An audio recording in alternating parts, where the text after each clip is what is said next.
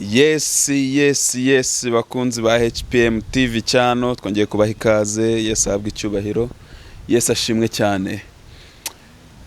Tubazaniye umukozi w'Imana. Reka tuanze tumusuze. Yes ashimwe. Yes ahimbazwe. Yego. Mumeze mute pastor? Tumeze neza nta kibazo turashima Imana. Yego ndagira ngo wibwira abadukurikiye baba batabazi baba ari ubwa mbere bafunguye kuri iyi channel, ndagira ngo bibwire uriwe mu izina rya Yesu. Yes ashimwe. Amazina ni Barakaza Christian. Kubyerekeranye n'umurimo w'Imana ndi pasiteri. Hanyuma nkora n'uburirimbyi. Imana ihabwe icyubahiro, ayo niyo mazina. Ndi umugabo ndubatse mfite n'umugore. Tukaba turi hano muri iyi Kampala mu gihugu cya Uganda. Yes ashimwe cyane. Abadukurikiye turi kumwe n'umukozi w'Imana, n'umushumba ashumbye itorero, n'umugabo arubatse yitwa Pastor Christian. Pastor, yes ashimwe cyane. Ahimbazwe cyane. Abantu bashobora kumva ati ni umushumba ashumbye itorero bakibaza se itorero rirahagana he? Itorero riri Semuto mu Nakaseke district aho bita Semuto, hanyuma mu town bita Makayi. Iryo torero ryitwa Harvesters Pentecost Church, riri ku muhanda uwo bita Kibira Road. Yego. None pastor, nk'ubwo uri kumva nk'abantu bahazi, nk'abantu bazi nibo burangiye, natwe tuba tutahazi, nkatwe nk'abantu dukurikiye tuvuga ati ndi mu gihugu cya Uganda ndi Kampala, reka bandangira ubwo kumbwira gutyo byancanga, bishobora kuncanga. Warangira gute nk'umuntu utahazi ari Kampala? Hanyuma umuntu utahazi uturutse Kampala uvuye mu mujyi ajya muri gare bita Namayiba taxi park, yegeranye na Mayiba bus park. Izo gare zose ziregeranye, ni 8,000. Taxi ziba ziriho ibyapa byanditseho Semuto Karasa. Semuto Karasa ni 8,000 kugera mu mujyi wa Semuto ku karawundi cyangwa se muri gare ya Semuto. Yo hagurutse ku manywa bagusiga muri gare ya Semuto, uhagurutse n'injoro bagusiga kuri roundabout cyangwa se yo twita rompuwe. Hanyuma umuntu uturutse mu bice bya Masindi ugeze ahantu bita Ruwero uva mu modoka, cyangwa se ugeze ahantu bita Woburenzi uva mu modoka ugafata moto ukayibwira ngo ndajya Nakaseke ahantu bita Makayi. Bafata umuhanda wa Ruwero Kiwoko, cyangwa se uri Woburenzi afata umuhanda uhingukira aho bita Cyamutakasa, agahita agera ahantu bita Makayi. Biroroshye, moto baguca umutwaro, ubwo ni 15,000 by'amagande. Haleluya. Mwumvishe rero abatahazi, waba uri Kampala, waba uvuye mu Rwanda se cyangwa uvuye mu kindi gihugu ariko wumva ikinyarwanda waza. Ese pastor, nkuko uri kuvuga mu kinyarwanda, mubwiriza mu kinyarwanda, mubwiriza mu kihe kirimi? Imana yaduhaye impano kandi Imana yatugiriye neza. Turirimba mu kinyarwanda, dukoresha ikigande, ndetse uje uvuga n'igiswahili. Dufite abasobanuzi beza, inaha tubita aba interpreter cyangwa se abavunuzi, basobanurira buri ndimi zose. Ushoboye kuvuga ikigande waza ukadusura, niba uvuga igiswahili waza nta kibazo turagisobanura, ukoresha icyongereza waza turagisobanura. Tunasikia kila lugha katika jina la Yesu. Buri rurimi rwose turarwumva kandi dukorera Imana mu ndimi zose, kuko Imana ntabwo ivuga ururimi rumwe. Imana yaturemye indimi zose irazumva. Yego.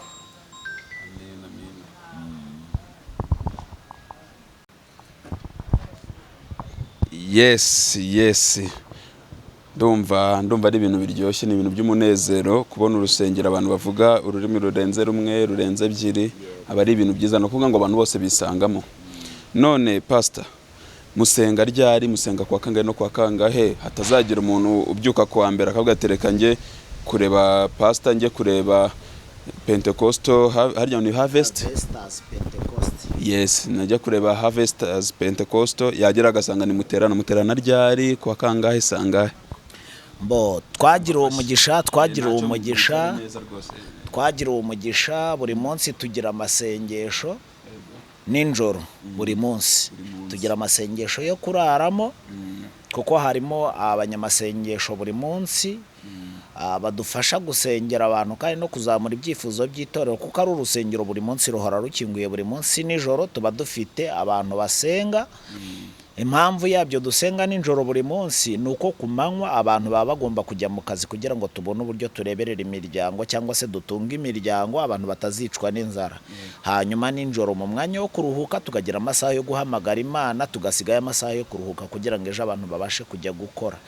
Hanyuma ariko by'umwihariko ku wa gatanu tugira icyo nita evening glory, umugoroba wo gusenga Imana, tukayihamagara tukayititiriza, n'umugoroba wo kubohoka, tukabohora abantu ingoyi z'urupfu, ingoyi z'ibyaha, kuko Imana iba yaradusize amavuta dusengera abantu bakabohoka ku munsi wa gatanu kuva saa 11 kugeza saa 2:30 z'ijoro.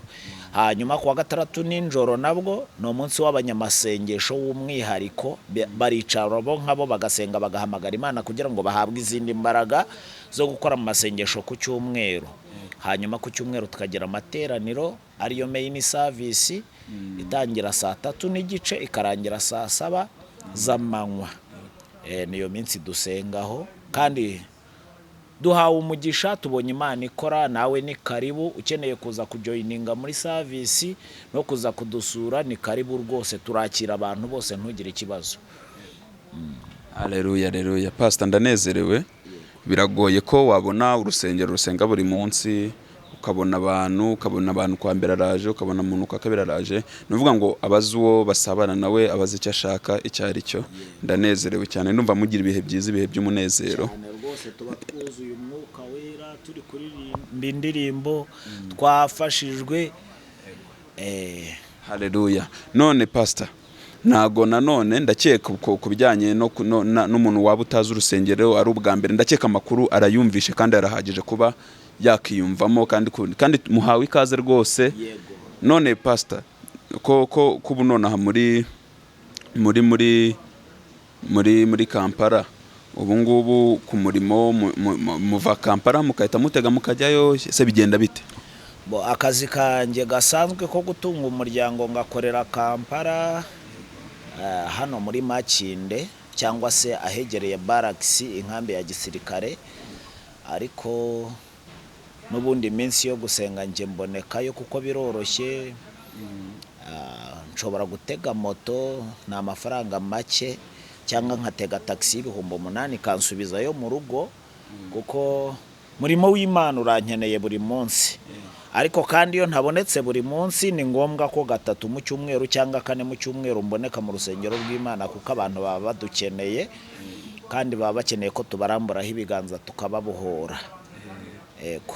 None Pastor, uvuze gutyo ngira amatsiko, kuko abakozi b'Imana kenshi tumenyereye yuko abari abantu badakora, ari abantu birirwa mu rusengero, ari abantu bari aho rwose, imirimo yabo ari ukubera mu rusengero, nta kandi kazi bagira. None ubihuza gute? Naritegereje njyewe, hari abantu bameze gutyo nibyo koko, kandi ni imyumvire yabo. Njyewe mu buzima bwanjye nasanze umuntu udakora akavuga ngo Imana yaramubujije, ndumva ari nkacyo ushatse kumbaza. Abantu bamwe baba mu rusengero ugasanga aravuga ati njyewe Imana yarampamagaye, yambujije gukora, yambwiye ko nzakora umurimo w'Imana, kandi ugasanga wenda yabuze n'umwenda wo kwambara, ugasanga yabuze icyo kurya, ari gusabiriza abakristo, cyangwa se ari kugenda babeshya akabiba kugira ngo abone icyo kurya cyangwa se abone ironko. Njyewe ibyo bintu narabyanze kandi ndabyamagana. Uw'Imana ihamagaye ikamubuza gukora, imushingira iduka cyangwa se ikamushingira ibendera ry'aho agomba gukura icyo kurya agatunga umuryango. Njyewe narahamagawe, ariko mu guhamagarwa kwanjye ntabwo Imana yambujije gukora, kubera ko umuntu adakoze ntabwo arya, kandi sinshaka kuzasebya izina ry'Imana nk'uko abakozi b'Imana bamwe benshi batukishije izina ry'Imana muri iki gihugu cya Bugande kubwo kwiba abantu cyangwa se kubabeshya bashaka amaronko. Njyewe nkorera Imana, ariko nkagira n'akazi gasanzwe kugira ngo ntazakoze Imana isoni, kugira ngo tujya mu materaniro aho kugira ngo dusaba abakristo, ahubwo bo bakadusaba. nk'uko kera byagendaga ukumva ngo ikirema cyaje gusabiriza ku rusengero, ariko ubu ngubu abakozi b'Imana nibo basigaye basabiriza. Ngewe izo nizo mpamvu nanze rero, ntabwo nshaka kuzasaba ibirema, ahubwo ngenda ndashaka ko ibirema bizaza bikeneye icyo mbiha nkabisengera, yaba afite ikibazo cy'ubukene cyangwa inzara nkafata icyo naba mfite ubushobozi naba mfite nkamufasha. Itorero rifasha abantu, ntabwo abantu aribo bafasha itorero. Icyakora abantu nabo bashobora gufasha itorero, ariko ahanini cyane itorero rifasha abantu, haba mu buryo bw'umubiri no mu buryo bw'umwuka. Yes, twebwe dufasha abantu, ntabwo abantu aribo badufasha. Yego, nibwo buryo bwo gukora rero. Ndanezerewe cyane pastor. Ni ukuvuga ngo turabatanga buzima. Ntabwo ubuzima wabutanga igice bw'umwuka gusa ngo usige umubiri n'amarangamutima. Yego. Icyo kintu nicyo uvuze. Imana yaduhaye kugira ngo tubohore abantu mu bugingo, ariko hari n'uzaza akeneye kurya. Umuntu naza akeneye ko umusengera amaze iminsi 3 atarya cyangwa 4, akakubwira ngo mushumba ndashaka ko nsengera amaze 3 mbwirirwa, n'ubu udakora uzamubwira ngo genda ubuntu bw'Imana buguhaza. Mubwire ngo Mana mu izina rya Yesu ndasenze, uyu muntu inzara nikire. Iyo nzara ntabwo izakira, ahubwo uwo muntu akeneye gukora mu mufuka, niba ari 5,000 ufite ukabimuha, cyangwa se niba ari na 2 ufite ukabimuha, warangiza ukamubwira ngo Imana itangirira aho ngaho iguha iki umugisha. Umugisha ufite icyo uheraho, kuko na Mose baramubajije ngo ufite iki. Rero umuntu aje akeneye guhazwa mu mubiri, ntabwo wamuhaza iby'ijambo ry'Imana. Kandi mu bantu tuyoboye harimo abanyenzara, harimo abantu bafite ibibazo, banyirukanye mu nzu. Umuntu nakuzanira icyo cyifuzo uramusengera, ariko se ubure n'ibihumbi 10 umuha, mubwire ngo genda utangirira aho ngaho. Nibwo buryo rero twahisemo. Ngenda akora kandi na madamu wanjye arashakisha agakora uko bishobotse, hanyuma n'abakristo mbatoza gukora. Narababwiye ngo kumanywa mushakishe, ninjoro muze duhamagara Imana. Icyakora ku cyumweru umunsi wose twawuhariye Imana, ariko gukora ni byiza kugira ngo nihagira umuntu dusanga afite inzara tubone icyo tumufashisha. Kandi twebwe turi mu nkengero z'umujyi, ushoboye guhinga arahinga, ushoboye korora inkoko akayorora, ushoboye kugura inka akayigura. Twagiye mu nkengero z'umujyi aho umuntu ashobora kwisanzura agakora icyo yumva ashoboye. Yego. Ndanezerewe. Igihuye n'ubushobozi bwe. Pastor ndanezerewe, ndumva mugira ibihe byiza cyane. Ntago mwibagiwe impande zose, mu mwuka muriyo, mu mubiri murahari. Nuvuga ngo umuntu wese uzabagana aho arwaye muramukiza cyane. Twemera umwuka w'Imana na dara ko twebwe itorero turimo nk'uko uryumvishe ngo ni Harvesters Pentecost Church, bisobanuye ngo ni itorero ry'abasaruzi ariko baba Pentecote. Bisobanuye ngo Pentecote ni ikintu gisobanura umwuka wera. Twebwe twemera umwuka wera icyambere. Wemera umwuka wera, ntago wakwemera umwuka wera utemera Imana n'umwana wayo Yesu Kristo. Cyane cyane cyatumye rero twemera umwuka w'Imana, twebwe umusingi wacu twemera Imana n'umwana n'umwuka wera. No kuvuga ngo twe dukoreshwa n'umwuka wera, ntabwo tukiri abacu ngo twigenge. Ibyo dukora byose dukoreshwa n'umwuka wera. Rero twahisemo kugira ngo twebwe twereke abantu inzira y'ukuri, niyo mpamvu twemeye kuyobowa n'umwuka wera. Kuko muri iki gihe hari abantu biyobora, twasanze hari amatorero menshi atacyemera umwuka wera, ugasanga bararwanya ibintu by'ubuhanuzi, ugasanga ntabwo ushobora guhanura ku ruhimbi rwabo, wahahagarara bikaba ikibazo kuri buhanure. Ntabwo ndi buyavuga amazina kuko sinaje kubwiriza amatorero, ariko bariyizi, abatureba abadukurikiranye bariyizi. Hari amatorero n'abayobozi benshi cyangwa se abashumba benshi batacyemera umwuka w'Imana, ahubwo bafite undi mwuka ubayobora. Rero twebwe ntabwo tukiri muri abo, twemera umwuka w'Imana. Cya kabiri, isaha n'isaha twebwe iyo tubonye umukozi w'Imana turamwakira, ntabwo tukiri babandi biharira gatuti ku wa mbere mpaka ku cyumweru ugasanga no umuntu umubwirije, nawe uzaza udusura utubwirize, ni karibu. Murakoze cyane. Uruhimbi rwacu n'urw'Imana, kandi abakozi b'Imana bose turabemera. Upfa kuba wemera Imana n'umwana n'umwuka wera. Yego. Haleluya.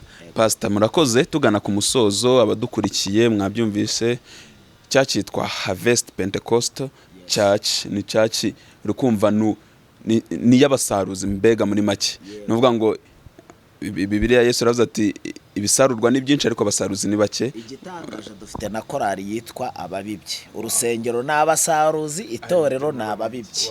Aleluya, ndafashijwe. Ni uvuga ngo rero harimo barasarura imitima ya benshi igakira, atari mu buryo bumwe, mu buryo bw'umwuka, bakennye mu buryo bw'umwuka kandi abakize mu buryo bw'umwuka ariko bagakena mu by'umubiri, hose barabigisha. Nibwo butumwa twahombye pastor. Ubwo ni ukuvuga ngo umurimo w'Imana urumva ni iyerekwa, itorero ni abasaruzi, korali ni ababibyi. Dufite korali eshatu, hari korali y'abasaza cyangwa se twita iy'abakade, y'abantu bakuze bari mu myaka 40 kujya hejuru. Iyo ni korali nkunda cyane, ndayishohoje. Abari ku rubuga rwacu badukurikirana cyangwa se kuri HPM TV, Imana ibaha umugisha. Tukagira korali y'abana bita Sauti ya Mwisho, iyo nayo ni nziza cyane, ndayikunda cyane. Ni korali ibyina ikamfasha cyane, baririmba indirimbo z'indimi zose ariko bakamfasha cyane. Hanyuma tukagira na korali Dasowazi, ariyo yitwa ababibyi, babiba ijambo ry'Imana mu buryo bw'indirimbo, mu buryo bw'umubiri no mu buryo bw'umwuka. Ndabakunda cyane, barasurana, bagasura abashyitsi, bagasura abarwayi, bagasura abakristo, aho muri hose ndabashuhuje ababibyi. Imana ibaha umugisha. Hanyuma ubwo ni ukuvuga ngo twagiye kubiba ijambo ry'Imana aho bita Makayi. Twasanzeyo amatorero menshi, twasanze hari aho bagejeje bavuga ijambo ry'Imana, ariko icyerekana ko Imana yadutumyeyo nuko natwe tukigerayo Imana yatugiriye neza. Dufite abo tuyoboye, dufite abakristo kandi twahawe umugisha. Imana itugiriye neza kandi Imana idukoreshejeho ibitangaza. Abadukurikirana murabizi ko Imana idukoreshejeho imirimo n'ibitangaza, nubwo haba hari abatemera kuko na Yesu ntabwo yemewe na bose, ariko turabizi neza ko mubizi ko Imana yadukoresheje imirimo n'ibitangaza. Abarwayi barakira, birema biragenda, Imana iravuga bikaba kandi yategeka bigakomera. Ntabwo ari twe tubikora, ahubwo ni Imana iri muri twebwe ibikora. Murabizi neza ko Imana idukoresheje amatorero tuzengurutse cyangwa se twegeranye duturanye nka Garden of Life Church n'andi matorero za New Vision Church, Karumeri, guturuka Mugogo, bose ndabashuhuje. N'andi matorero tuzengurutse, Migingi Pastors Fellowship, namwe ndabashuje. Imana ibaha umugisha. Murabizi ko Imana dukoresheje, ni karibu, turabatumiye mujye muza mu masengesho kugira ngo dufatanye kuvuga Imana. Murakoze.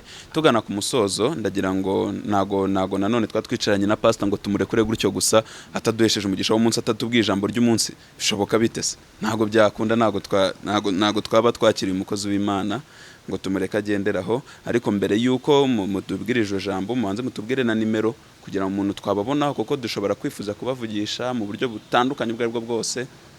Twababona gute? Yego, nimero mushobora kutuboneraho, nimero ya WhatsApp ni 0775 80 ndayisubiramo. Nimero ya WhatsApp ni 0775 80 63 ku bari mu Rwanda ushyiraho kode 256 imbere, hanyuma cyangwa mu bihugu bitandukanye. Hanyuma bagahera kuri 7 256 775 Hanyuma nimero isanzwe yo guhamagaraho ni 256 756 Iyo niyo nimero yo guhamagaraho ya koro isanzwe.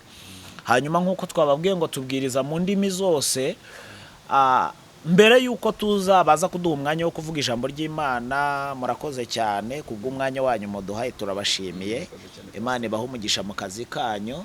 Hanyuma kampani yanyu ntago nzi uko yitwa, ariko turayishimira kuko ibintu mukora byose tubona ni byiza, kandi mugira amashusho meza, mugira n'ibiganiro byiza, tujya tubabona ibyo muhisa ku maradiyo n'amateleviziyo. Imana ibaha umugisha, natwe mwakoze kudutumira no kuduha ikiganiro.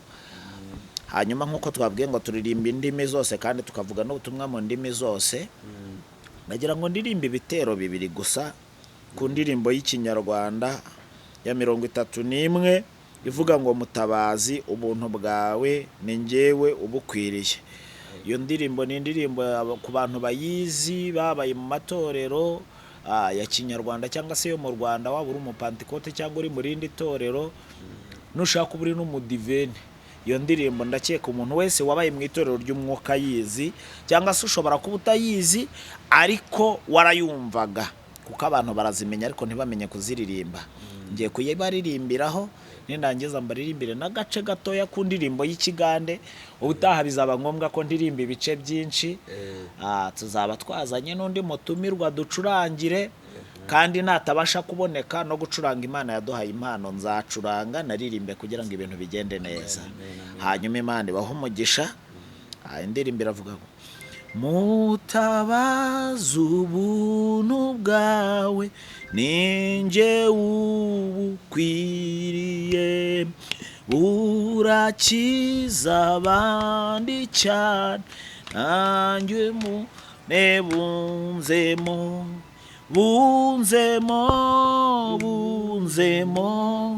none nanjye bunzemo, Data mwiza Mana yera mpora ngucumuraho, mfite ibyaha byinshi cyane umbabari, bimvemo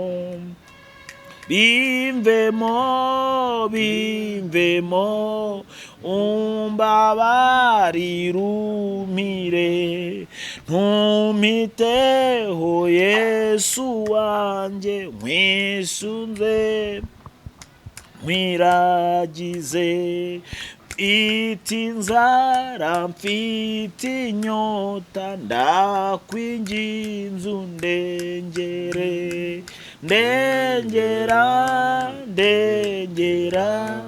ndakwinginze undengere.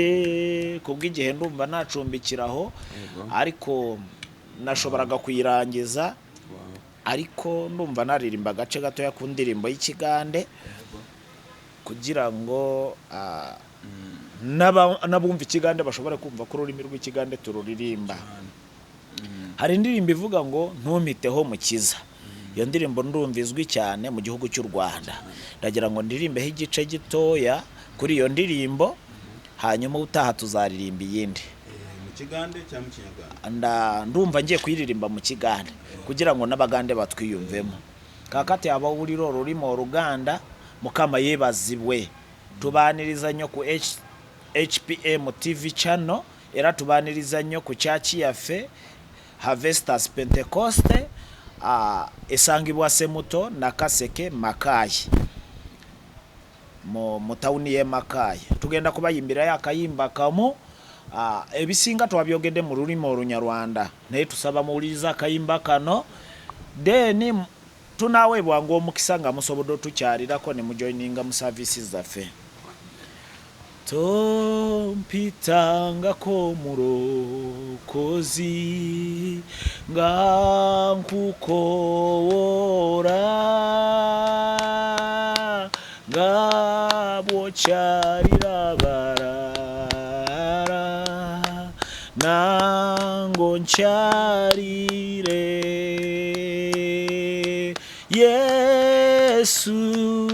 Yesu wange nga nkukowora, nga bwokyalira barara nango nkyalire. Haleluya. Amen. Ntumiteho mukiza, Yego. ugenderera abandi nanjye ntunsige. Yego. Nubwo butumwa bwari buri mu ndirimbo niyo naririmbaga y'ikigande. Yego. Hanyuma sinzi niba muduhaye umwanya w'ijambo ry'Imana. Ni karibu rwose ku mwanya mutoya nk'umunota umwe cyangwa ibiri. Ariko turashima Imana kubw'umwanya mwaduhaye. Burya mu muco wacu nk'abarokore, mbere y'umuntu iyo agiye kurya arabanza agakaraba, hanyuma kubw'ijambo ry'Imana tugiye kumva rero, buriya ni ngombwa ko umuntu abanza agasenga kugira ngo ibintu bigende neza. Rero reka tubanze dusenge, Imana iduhana umugisha kugira ngo twumvane ijambo ry'Imana cyangwa se dusangire ijambo ry'Imana. Mana data wa twese nyiringabo nyir'ubutware nyir'ubushobozi, se w'umwami wacu Yesu Kristo, igiti cy'inganzamarumbo, uravuga bikaba kandi wategeka bigakomera. Tugushimiye ko warinze ubwoko bwawe, tugushimiye ko warinze abere data turi kumwe muri iki kiganiro, tugushimiye ko warinze abadukurikiranye muri aka kanya. Izina ryawe nirihabwe icyubahiro. Tugeze mu kanya ko kumva ijambo ry'Imana mu minota itari myinshi, ntaba ari twebwe ahubwo izina ryawe ari ryo rishyirwa hejuru. Reka Uwiteka ukingura imitima yacu kugira ngo tukumvire, kandi Uwiteka nitumara kumva ijambo ry'Imana tukumvire. Urakoze kuko ubivuze kandi ukaba ugiye kubikorera kwiyubahisha. Dusabye twizeye ko ugiye kubikora kandi ukabikorera kwiyubahisha mu izina rya Yesu Kristo w'i Nazareti, amen. Imana iduhana umugisha. Tugiye gusangira ijambo ry'Imana riboneka mu Gutegeka kwa kabiri ibice 28. Turava ku murongo wa mbere tugere ku murongo wa kabiri gusa, niho tugiye gusoma. Ubundi dusangira ijambo ry'Imana mu gihe kitari kinini. Haravuga ngo nugira umwete wo kumvira Uwiteka Imana yawe, n'uwo kwitondera amategeko yayo yose ngutegeka uyu munsi, Uwiteka Imana yawe izagusumbisha amahanga yose yo mu isi, kandi iyi migisha yose izakuzaho ikugereho niwumvira Uwiteka Imana yawe. Twakire neza ijambo ry'Imana. Bibiliya yatubwiye ngo nugira umwete wo kumvira Uwiteka Imana yawe no kwitondera amategeko yose Imana igutegeka uyu munsi, imigisha yose izakuzaho. Ndakeka nta muntu n'umwe udakeneye umugisha ku isi. Wowe udukurikiranye ukeneye umugisha, mwebwe abadukurikiranye hirya no hino ku isi mukeneye umugisha. Dore imfunguzo ebyiri zo gufungura umugisha wawe wifunze. Ijambo ry'Imana riratubwiye ngo nugira umwete wo kumvira. Harimo amagambo abiri. Ijambo rya mbere ni ukumvira. Ukeneye umugisha w'Imana, gira kumvira. Abantu benshi impamvu mwabuze umugisha, nta kumvira tukigira. By the way, akantu kano abantu benshi bakunda kukitiranya. Hari ijambo kumva, hakaba n'ijambo kumvira. Bibiliya yatubwiye ngo nugira umwete wo kumvira, ntabwo itubwiye nugira umwete wo kumva.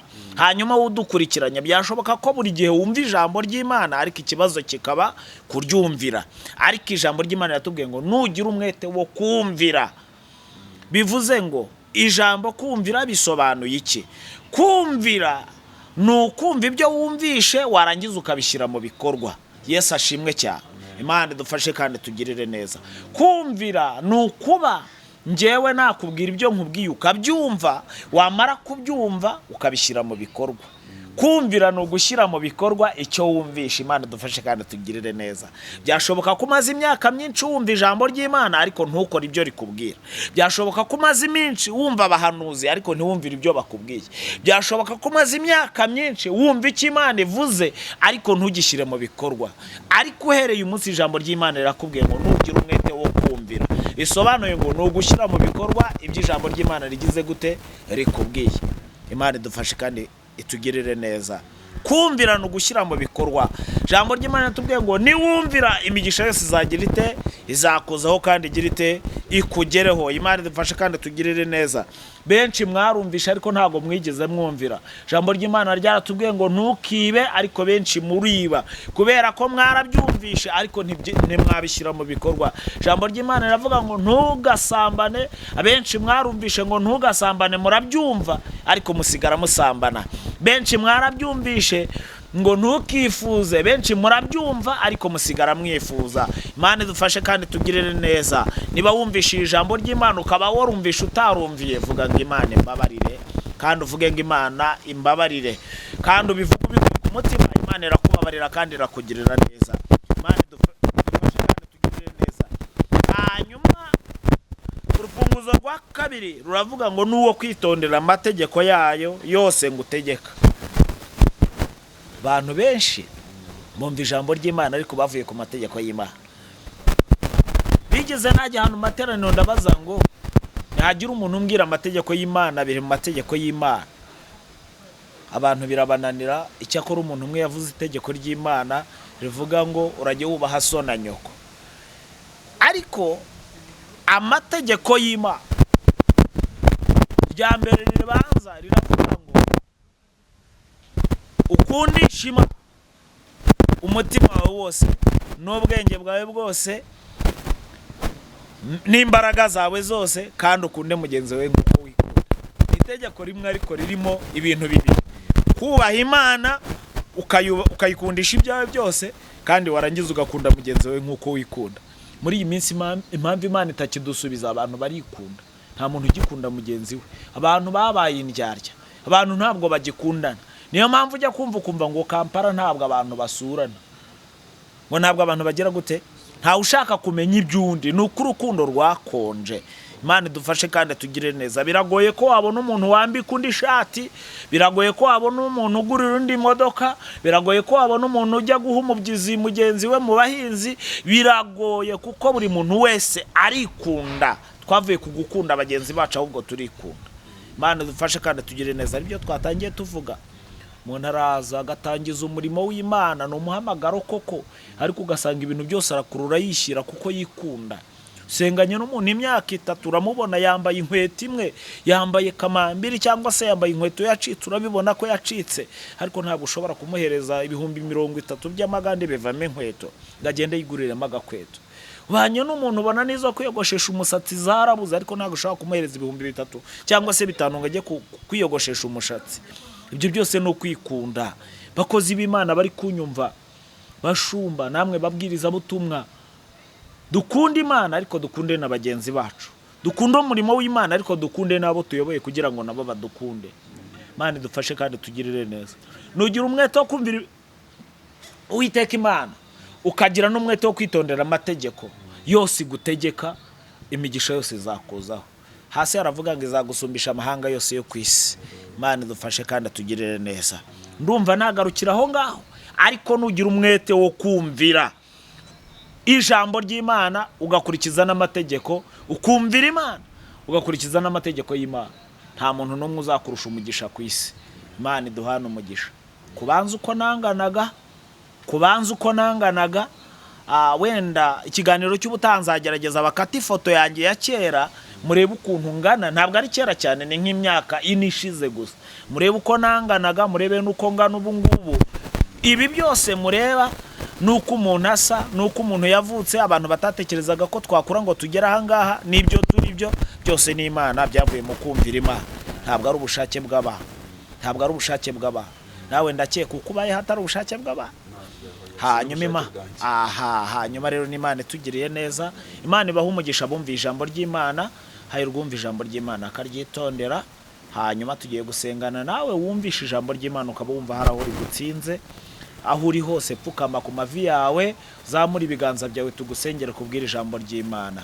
Mana Data wa twese, Nyiringabo, Nyir'ubutwari, Nyir'ubushobozi, nkuko ijambo ryawe ribivuze ngo hayirwumvira ijambo ry'Imana kandi akakumvira, akitondera n'amategeko yawe. Dusanze hari abatarakumviye, harimo natwe twese. Reka imbabazi zawe zihora iteka ryose. Uravuze ngo ibyaha nubwo byaba bitukura tukutuku, urabyeza bigasa na sheregi. Uwiteka urakoze kubwo kubabarira ibyaha ubwoko bwawe, kuko abatarakumviye nta juru bari bazabona. Ariko kuko ijambo rivuga ngo abazihana uzabababarira kandi uzabaha ubugingo. Nanjye ndabasabiye kubw'amaraso yawe ngo bezwe kandi batunganwe rwose. Waravuze ngo tubarambureho ibiganza, nanjye mbarambuyeho ibiganza mvuga ngo bakire imbabazi z'Imana. Witeka nk'uko wakoresheje umwana we Yesu akavuga ngo genda ntuzongere gukora icyaha ukundi, nanjye ndabasengeye ntibazongere gukora icyaha ukundi. Dufashe umwanzuro ko tutazongera kwinangira, tugiye kukumvira, kandi dufashe umwanzuro yuko tugiye kwitondera amategeko yawe. Urakoze kuko ubyumvishe kandi utubabariye, mu izina rya Yesu Kristo w'i Nazareti. Amen. Amen. Pastor murakoze, nge ndafashijwe cyane rwose.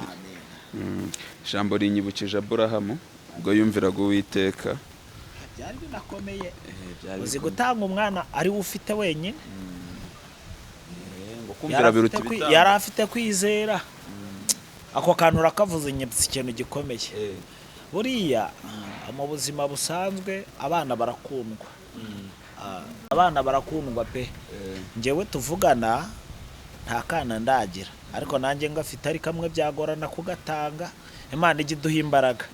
Aburahamu atwigisha ikintu gikomeye cyane, yari afite kwizera. Barokore tugire kwizera, no kuri unyibukije ikintu gikomeye. Imana nawe guha umugisha. Si uko nari narakibagiwe, ahubwo inkuru za Aburahamu ziramfasha cyane. Umuntu wemeye kwitanga agatanga umwana, urumva byoroshye, kandi kera kwari ukumwica, warangiza ukamushyira ku nkwi ukamucanira paka umwotsi wose ugeze. Ubu se wabikora? Ubu wakubwira ngo utwike telefone yawe iwa, reba telefone ufite n'agaciro kayo, wakubwira ngo uyishyire ku nkwi uyicanire Imana igushime, wabikora? Urumva Imana itaratugiriye neza. Nawe uri kutwumva byashoboka ko ufite telefone cyangwa ufite imodoka, Imana itakwatse igitambo cy'umwana wawe, ikakwaka igitambo cy'imodoka cyangwa ikakwaka igitambo cya telefone yawe, wayitanga? Imana idufashe kandi tugirire neza. Amen. Yego, twasoza ubu, twasenze ibintu byose, turababwira mukurikire, mutazajya abasha kujya kuri church ngo akurikira amateraniro, ajyaza tubane hano tuganire nawe, atubwire n'iryo jambo, akomeze kudufasha, kandi muhawe ikaze. Murakoze kandi mwakoze kudukurikira.